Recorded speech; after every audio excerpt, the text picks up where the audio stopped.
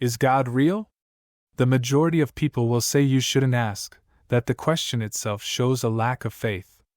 The majority of people will tell you to follow what your parents, your teachers, your professors, or your worship leader tells you to believe. But you, my friend, are not the majority. You are an individual with the right to ask questions. There are many so-called gods to exist in the world. Even in the ancient book of the Bible there are told of many gods. Most gods are created by human hands for a specific purpose, like fertility, rain, and harvest.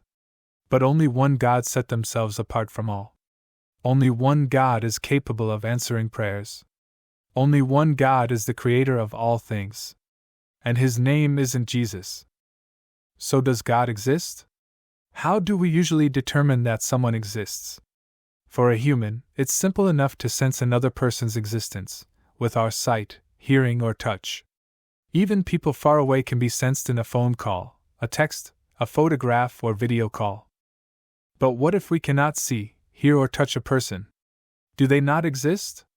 In school you are likely taught history of kings, queens, emperors, scientists, or scholars who lived long ago. Many we've never touched, seen, or spoken to. So does that mean they don't exist? How do we know? Because what they have done has left a legacy behind, usually written by themselves or eyewitnesses. The same is true for God. We can't see, hear, or touch him, but written testimony can confirm his existence. So what is the problem?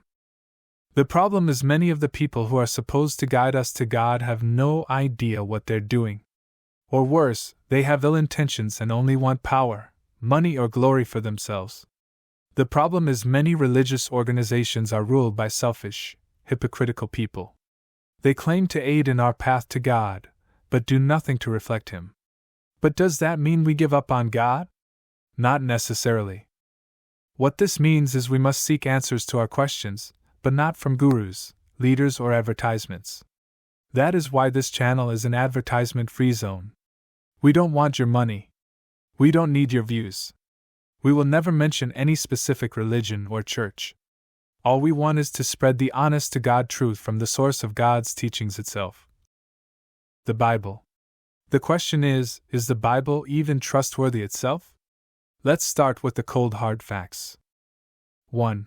It's illogical to believe and study only specific books in history, but disbelieve other writings that are just as historical. Many believe the Bible to simply be a story book written to promote good morality. Is this a factual conclusion? No.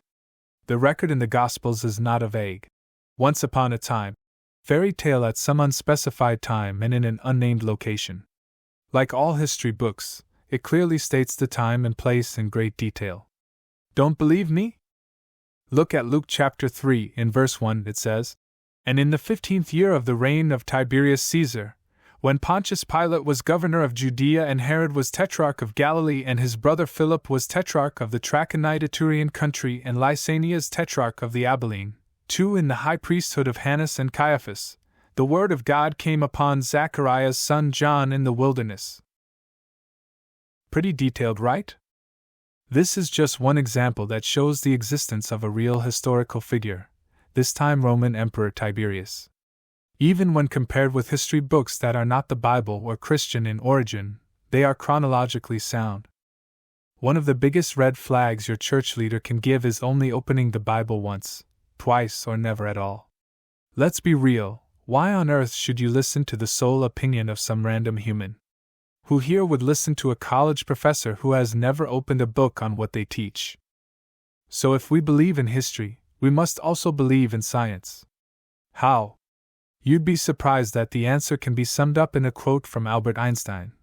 "Science without religion is lame, and religion without science is blind." What is the problem with both atheism and creationism?